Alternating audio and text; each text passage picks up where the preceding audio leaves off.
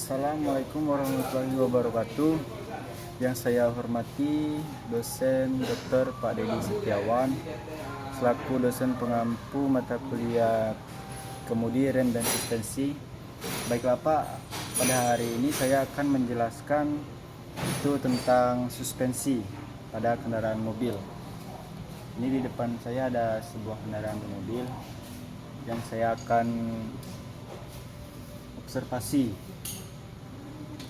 Nah, jadi sebelumnya definisi suspensi adalah salah satu komponen yang digunakan untuk menyerap getaran saat mobil berjalan. Nah, jadi sistem suspensi ini pun berfungsi untuk menjaga kenyamanan dalam berkendara. Komponen ini bisa meredam getaran serta goncangan ketika melewati jalan yang berlubang atau tidak bagus. Nah, ini dari salah satu, saya ambil contoh mobil suspensi. Bisa kita lihat di sini. Nah, jadi kita akan membahas tentang komponen beserta fungsi dari suspensi ini. Yang pertama ada pegas. Bisa kita lihat ini pegas. Ini yang melingkar-lingkar di sini itu namanya pegas. Nah, jadi itu fungsinya untuk meredam dan menyerap kejutan dari gesekan jalan yang tidak rata dengan roda mobil. Nah, jadi selain itu pegas juga berfungsi untuk meningkatkan daya cengkram roda pada jalan agar melaju dengan stabil. Nah, jenis pegas ini bermacam-macam. Ada yang pegas coil. Ini pegas coil namanya ya. Bisa kita lihat. Kemudian ada pegas daun. Nah, pegas daun itu biasa dipakai di mobil-mobil untuk pengangkut alat-alat berat. Kayak mau L300 atau mobil-mobil Grand Max, semacam mobil untuk pengangkut barang. Itu biasanya ada pegas daun. Kemudian ada pegas batang. Jadi pegas batang itu terbuat dari baja elastis yang berbentuk puntiran. Kemudian ada pegas udara.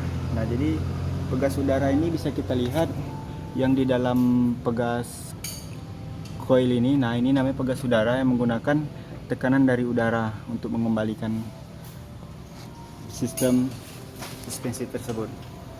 Nah, jadi yang kedua itu ada komponen selanjutnya, ada lengan suspensi.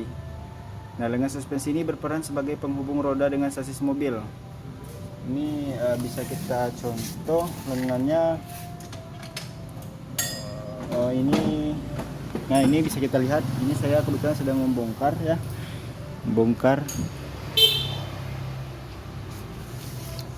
Yang ketiga itu ada upper arm dan lower arm, yaitu menghubungkan knuckle dengan bodi mobil. Meskipun tidak semua suspensi memiliki upper arm, tetapi memakai lower arm. Nah, jadi sini ya bisa kita lihat ini namanya lower yang bagian bawah, tapi yang ini tidak menggunakan upper, hanya menggunakan lower arm ya. Kemudian komponen selanjutnya itu ada shock absorber. Nah, jadi shock absorber ini seperti yang saya tampilkan pada mobil ini ya. Ini menggunakan sistem shock absorber, yaitu menggunakan pegas coil dan suspensi udara di dalamnya. Itu namanya shock absorber. Kemudian yang keenam ada stabilizer. Itu fungsinya untuk menyeimbangkan bodi mobil ketika berbelok agar tidak terguling. Nah, ini stabil. Bisa kita lihat ya. Stabil. Di bagian sini juga ada ya, kiri kanan.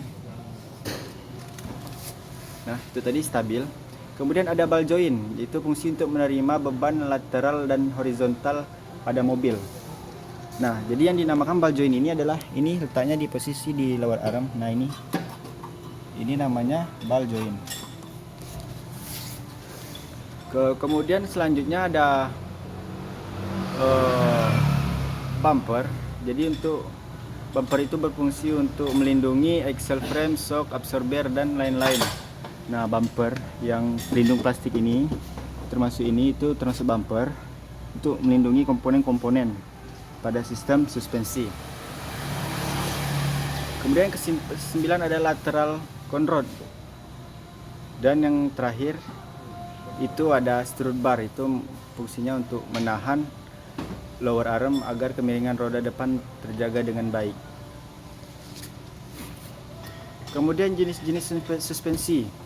Jadi pada kendaraan bermobil itu tentu banyak jenis-jenisnya. Yang pertama yaitu air suspensi, sebuah tipe suspensi kendaraan yang ditenagai oleh sebuah pompa atau kompresor.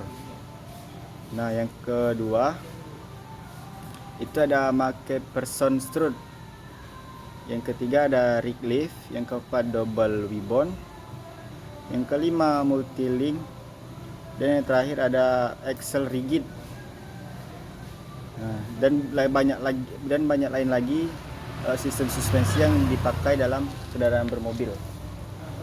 Nah, jadi baiklah, itu saja penjelasan yang saya dapat sampaikan. Jika ada kurang saya mohon maaf. Saya akhiri. Wassalamualaikum warahmatullahi wabarakatuh.